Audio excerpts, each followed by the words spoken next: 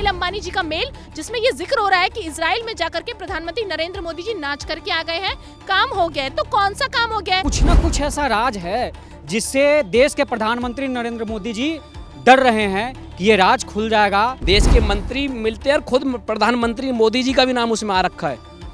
हरदीप पुरी तो नरेंद्र मोदी जी के कोऑर्डिनेटर बन के काम कर रहे हैं। एप्स्टीन को अपने सलाहकार के लिए भारत का वीजा चाहिए होता है, तो वो हरदीप सिंह पुरी जी से बोलते हैं और हरदीप सिंह पुरी जी वीजा अरेंज करा करके देते हैं। तो ये रिश्ते प्रोफेशनल थे या पर्सनल थे, ये तो मेल ने बता दिया। आज ऐसा डरपोक प्रधानमंत्री हमारे देश को मिला है, जो विपक्ष अगर उनसे कोई सवाल पूछे तो तुरंत उठ के भाग जाए, संसद छोड़ के भाग जाए। अभी संसद छोड़कर भाग रहे हैं, देश छोड़कर भागना पड़ेगा। क्या भारत अमेरिका का गुलाम है? क्या नरेंद्र मोदी जी और उनकी कैबिनेट भारत को अमेरिका का गुलाम बनाने में लगी हुई है? तो ये पीएम कॉम्प्रोमाइज्ड है। नरेंद्र मोदी जी के खिलाफ प्रदर्शन पूरे सड़क से संसद तक होगा। मोदी जी से साफ साफ शब्दों में डोनाल्ड ट्रम्प ने बोला, या तो मेरी शर्त मानो या फिर मैं आपके राज खोल दूंगा, मैं आपका राजनीतिक कैरियर खत्म कर दूंगा। इस देश में कोई सुरक्षित नहीं है। 4 गो लोग बहुत ज्यादा सुरक्षित है, एगो नरेंद्र मोदी, एगो अमित शाह, एगो अडानी, एगो अंबानी।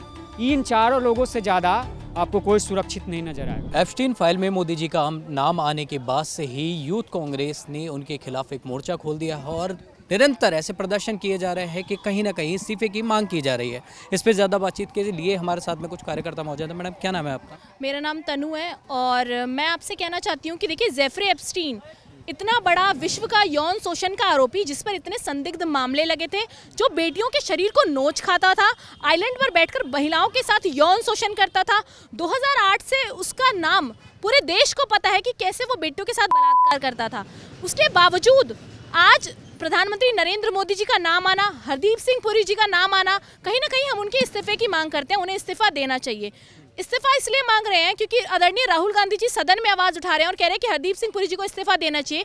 एक व्यक्ति जिसको आप जानते हैं कि वो इतना बड़ा यौन शोषण का आरोपी है, बावजूद इसके आपका नाम उससे जुड़ना भारत पर सवाल खड़ा करता है कहीं ना कहीं। तो इसलिए भारत सबसे ऊपर है, नरेंद्र मोदी जी उनकी कैबिनेट से ऊपर ये भारत है, इसलिए जवाबदेही तय करनी पड़ेगी। हम नरेंद्र मोदी जी से सवाल करते हैं कि आप बताइए, आपकी कैबिनेट का मंत्री लगातार एप्स्टीन से बात करता है और कुछ मेल्स भी उनकी वायरल है। उन मेल के अंदर जब एप्स्टीन को अपने सलाहकार के लिए भारत का वीजा चाहिए होता है, तो वो हरदीप सिंह पुरी जी से बोलते हैं और हरदीप सिंह पुरी जी वीजा अरेंज करा करके देते हैं। तो ये रिश्ते प्रोफेशनल थे या पर्सनल थे, ये तो मेल ने बता दिया।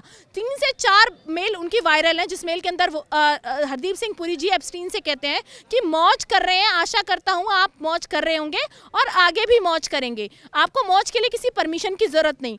तो एक मंत्री की इस तरीके की भाषा एप्स्टीन से जिक्र करना कहीं ना कहीं ये दर्शाता है कि इनके आपसी रिश्ते थे। लगातार अनिल अंबानी जी का मेल, जिसमें ये जिक्र हो रहा है कि इजराइल में जाकर के प्रधानमंत्री नरेंद्र मोदी जी नाच करके आ गए हैं, काम हो गया है। तो कौन सा काम हो गया है और प्रधानमंत्री नरेंद्र मोदी जी किसके इशारे पर नाच गए? तो ये भारत के साथ कहीं ना कहीं गद्दारी है। इसलिए सबसे बड़ा सवाल आज ये है कि हरदीप सिंह पुरी जी, नरेंद्र मोदी जी और उनकी पूरी कैबिनेट जवाबदेही तय करे, हमें बताए कि आखिर उनके नाम क्यों आ रहे हैं, और अगर आ रहे हैं तो इस्तीफा दें, नैतिकता की जिम्मेदारी दिखाएं और इस्तीफे दें। हम इस्तीफे की मांग करते हैं। मैडम, और भी ऐसी चीज़ें हुई। आपने पीएमएस कॉम्प्रोमाइज़ करके एक बहुत बड़ा प्रदर्शन भी किया जंतर मंतर पर, और उसमें साफ तौर पर बोला गया जो ट्रेड डील हुई है वो कहीं ना कहीं दबाव में हुई। देखिए, जिस दिन वो प्रदर्शन हुआ उस दिन मैं वहीं जंतर मंतर पर मौजूद थी। पुलिस ने धक्का मुक्की की, पुलिस ने लाठी चार्ज किया, पुलिस ने लाठियों से युवाओं को मारा, ना बेटियां देखी ना बहनें दी, सबको धक्के मारे। तो ये अमित शाह जी की पुलिस इस तरीके का बर्ताव करती है अगर आप सड़क पर सच पूछ लेते हैं। मैं आपको बता देती हूँ कि उस दिन हम इसलिए प्रदर्शन कर रहे थे कि जो इंडिया यूएस ट्रेड डील रातों रात हो जाती है, जिसके बारे में हमें अमेरिकी राष्ट्रपति डोनाल्ड ट्रंप बताते हैं कि भारत पर टैरिफ 3% से बढ़कर 18% हो गया है, लेकिन भारत 16% से घटाकर 0% टैरिफ आज अमेरिका पर लगा रहा है। आज जो कृषि प्रधान भारत कहा जाता है, जिससे पूरे विश्व की नज़र यहाँ के किसानों पर होती है, क्या उनकी स्ट्रेटजी है फसल उगाने की, आज किसानों की कमर तोड़ दी है, ये पूरा पब्लिक कर देंगे। पब्लिक सेक्टर में ये इस तरीके की चीज़ें लेकर के आएंगे तो भारत के किसानों की कमर टूटेगी। तो मैं सवाल पूछना चाहती हूँ कि आखिर भारत को क्या ये बताएगा कि हमें किससे तेल खरीदना है? हमें डोनाल्ड ट्रंप बताएंगे हम किससे तेल खरीदेंगे, कितना प्रतिशत टैरिफ लगेगा? तो क्या भारत अमेरिका का गुलाम है? क्या नरेंद्र मोदी जी और उनकी कैबिनेट भारत को अमेरिका का गुलाम बनाने में लगी हुई है? तो ये पीएम कॉम्प्रोमाइज्ड है। नरेंद्र मोदी जी के खिलाफ प्रदर्शन पूरे सड़क से संसद तक होगा। राहुल गांधी जी सदन में बोलते हैं तो उनके लिए निशिकांत दुबे को रख रखा है कि वो किस तरीके की अमर्यादित भाषा का प्रयोग करते हैं, इसलिए उनके आगे जी लगाना भी मैं जरूरी नहीं समझती। तो निशिकांत दुबे जैसे लोग जो लोकसभा में एक विशेष प्रस्ताव लाने की बात करते हैं, सच पूछने पर तो राहुल गांधी जी ने तो कह दिया है, चाहे कितने प्रस्ताव लाइए, चाहे लोकसभा सदस्यता रद्द कर दीजिए, चाहे एलओपी मत रहने दीजिए, सड़क पर तो सवाल पूछूंगा और पूछता रहूंगा। और उनके तमाम देश के कार्यकर्ता, सिपाही, उनकी बेटियां, बहनें सब सड़क से संसद तक सवाल पूछेंगी कि हरदीप सिंह पुरी इस्तीफा क्यों नहीं दे रहे एप्स्टीन फाइल्स पे। अभी संसद छोड़कर भाग रहे हैं, देश छोड़कर भागना पड़ेगा। अब वो तो भागेंगे, साथ में उनका जो चेला है अडानी अंबानी, जो उनको फाइनेंस करता है, वो भी भागेगा देश से भैया, बहुत जल्दी। हाँ, पहले ही रातों रात ट्रेड डील हो जाती है और एप्स्टीन में छोटा सा एक खुलासा होने के बाद से क्या लगता है कि ये जो आपने पीएमएस कॉम्प्रोमाइज़ कहा था या जो बड़े प्रदर्शन हुए थे, ये सीधा सीधे तार जुड़ते जा रहे हैं? देखिए ये डील जो है वो अपने आप में प्रश्न चिन्ह लगाता है। डील हो रहा है तो अब ऐसी कौन सी बात है, ऐसा कौन सा मुद्दा है, ऐसी कौन सा राज है ऐसा जो आप ट्रंप के सामने गिर जा रहे हैं? वैसे ट्रंप का ऐसी भी तो हो सकता है सर, हमारा कुछ अच्छी, मैं आपको कहना चाहता हूँ अच्छी हमें डील मिली हो। अंतर्राष्ट्रीय पटल पर डोनाल्ड ट्रंप का इमेज जो है वो पूरा दुनिया जानता है। तो मुझे तो ये लगता है कि कुछ ना कुछ ऐसा राज है जिससे देश के प्रधानमंत्री नरेंद्र मोदी जी डर रहे हैं कि ये राज खुल जाएगा तो हमारे सत्ता की कुर्सी जो हमारी जो है वो चली जाएगी और हम सत्ता सुख नहीं भोग पाएंगे। ये बहुत बड़ा राज है और देश के सामने ये बहुत बड़ी गंभीर समस्या। हमारा देश तो कहता है मोदी है तो मुमकिन है, सारी चीजें हो सकती हैं। नहीं, आज मोदी है तो मुमकिन है भैया।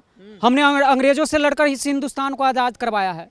मोदी जी 2014 में आए ना, 2014 में आने से पहले उन्होंने जो बात बोला कि 2 करोड़ रोजगार देंगे, किसानों की आय दुगनी करेंगे, अंतर्राष्ट्रीय बाजार में रुपया का मूल्य बढ़ाएंगे, देश से गरीबी को हटाएंगे, कुछ नहीं हुआ। जुमलेबाजी के अलावा कुछ नहीं हुआ है। ये तो कांग्रेस भी कहती थी।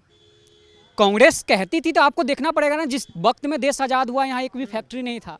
तो हम तो देश को संवारने, सजोने और बनाने में लगे और हमने जो देश को बनाया, संवारा, आज जब कांग्रेस पार्टी के सामने, देश की जनता के पार्टी के सामने वो उस संस्थानों को बेच रही है तो कहीं ना कहीं हमारे दिल में जो है वो खटास, वो एक दर्द झलकता है कि हमने देश को बनाया।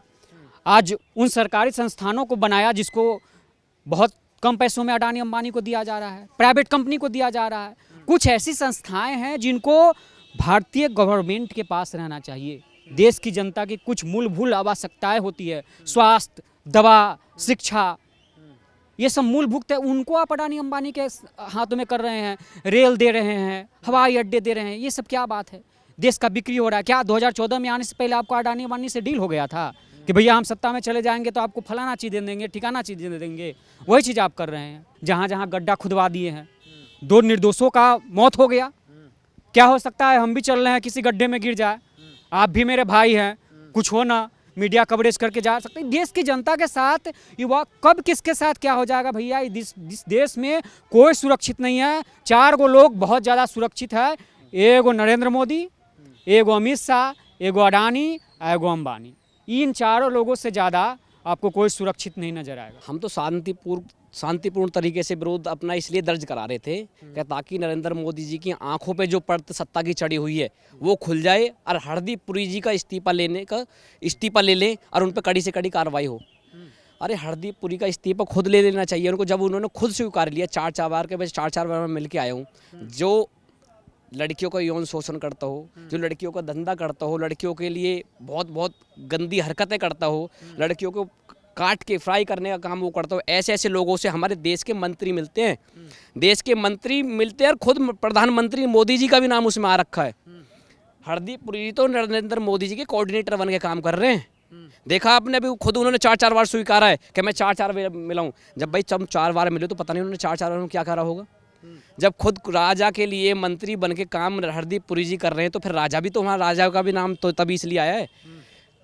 भाई इस किताब की बात कर ले तो इस किताब की भी बड़ी चर्चा हुई, 4 स्टार्स ऑफ डेस्टिनी, और पेंगुइन जो पब्लिकेशन है उसने कहा हमने तो कोई ऐसी प्रतिलिपि निकाली नहीं इसकी अभी तक किताब की। जब राहुल गांधी जी संसद में इस किताब को लेकर खड़े हुए तो नरेंद्र मोदी का चेहरा देख रहे थे आप, नजर बचाते घूम रहे थे। चोर होता है ना, जो चोर कभी भी नजर नहीं मिलाता, वो चोर की नजर नीचे रहेगी।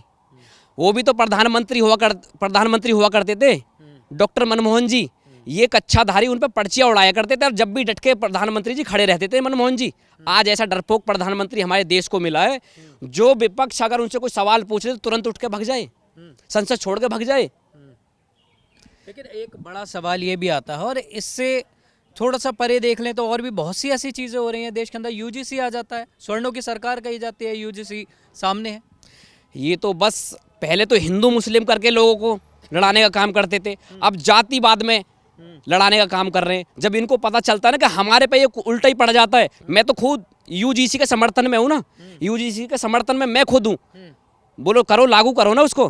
भाई कोर्ट भी इनका, सीबीआई इनकी, ईडी इनकी, सीबीडी, सब सारा सिस्टम इनका, जो भी इनके पास एक टूल बॉक्स है, जिसकी भी खोलते, जिसकी भी चाबी लगानी हो तो खोल देते हैं उसे। अरे मैं तो खुद यूजीसी के समर्थन में, उसे लागू करो।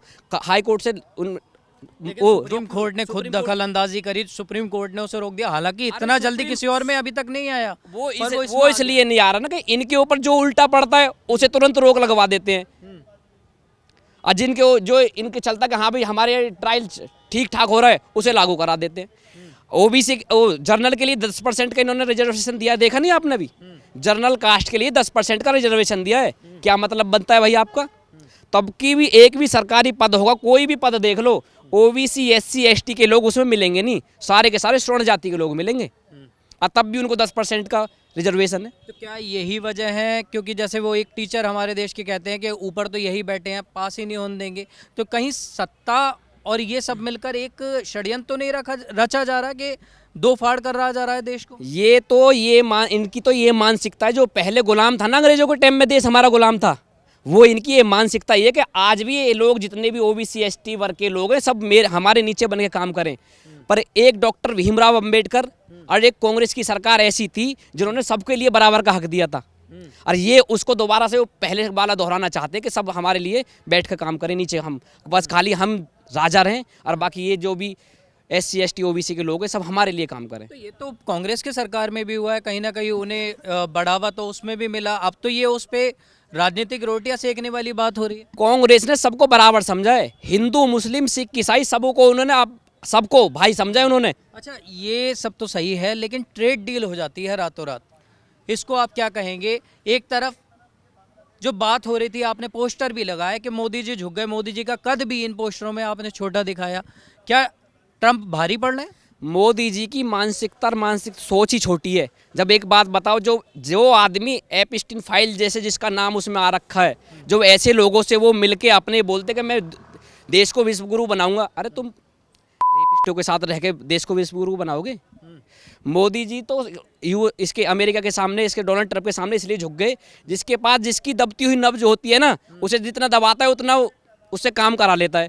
डोनाल्ड ट्रंप को जो भी काम कराना होता है, मोदी जी की नब्ज पकड़ता है कि हाँ जी मोदी जी आपको ये मेरा ये काम करा है, तो मोदी जी तुरंत सरेंडर हो जाते हैं। बड़ी बात ये होती है कि ट्रेड डील हो जाती है रातों रात, सब चीज़ें होती हैं, वाहवाहियाँ भी हो जाती हैं और उनके मन मुताबिक भी हो रहा होता है। बावजूद इसके ट्रंप कह देते हैं 25% ट्रैफिक अब भी लगा दूंगा टैरिफ। वो तो इसलिए तो बोलता है, मोदी जी से साफ साफ शब्दों में डोनाल्ड ट्रंप ने बोला है, या तो मेरी शर्त मानो या फिर मैं आपके राज खोल दूंगा, मैं आपका राजनीतिक कैरियर खत्म कर दूंगा। जो आज तक बोलते ना कि 70 साल में कांग्रेस ने राज किया, 70 साल कांग्रेस, चलो मैं तुम्हारी बात पे आता हूँ, 70 साल चलो कांग्रेस ने राज कर लिया, आज तक 70 साल के जो कांग्रेस के जो प्रधानमंत्री होंगे आज तक ऐसे अदर कंट्री के सामने झुके तो नहीं ना वो। आज इन्होंने झुक के हमारे किसानों को, मजदूरों को, जवानों को इन्होंने उनसे उनका हक छीनने का काम कर रही है। जी, तो ये आपने सुना, लोगों का साफ तौर पर कहना है कि जो ये चीज़ें हुई हैं देश के अंदर, ये कहीं ना कहीं उन लोगों के लिए एक एग्जाम्पल है जो देश के लिए कहते थे कि ये जो राजनीतिक रोटियां हैं वो कहीं ना कहीं नहीं सिक रही हैं। अब जो चीज़ें हो रही हैं उस पर आपकी क्या राय है, हमें कमेंट करके ज़रूर बताएं। कैमरामैन सुमित के साथ नवदीप शर्मा की रिपोर्ट, दिल्ली। आप देख रहे हैं नेट्रिक न्यूज, साहस सच कहने का।